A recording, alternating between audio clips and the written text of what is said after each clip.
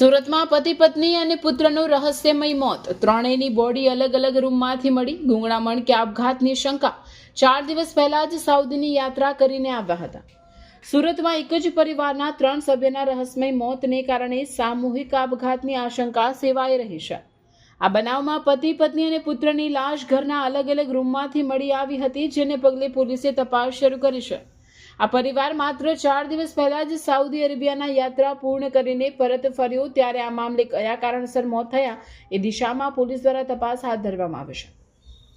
ત્રણેયની લાશ અલગ અલગ રૂમમાંથી મળી આવી. મળતી વિગત અનુસાર સુરત શહેરના લાલગેટ વિસ્તારમાં હરિપુરા સોય શેરીમાં રહેતા પરિવારે સામૂહિક આપઘાત ઘટના સામે આવી છે. પતિ પત્ની અને પુત્રનું મોત થયું છે. પોલીસના જણાવ્યા અનુસાર ત્રણેયની લાશ અલગ અલગ રૂમમાંથી મળી આવી છે.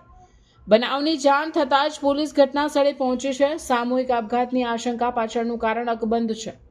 36 વર્ષીય પિતા ફૈઝ અહેમદ, 32 વર્ષીય માતા મુબીના અહેમદ અને 13 વર્ષીય પુત્ર નોમાન અહેમદના મોત થયા છે. મૃતક પરિવાર 4 દિવસ પહેલા જ સાઉદીની યાત્રા કરીને પરત આવ્યો હતો.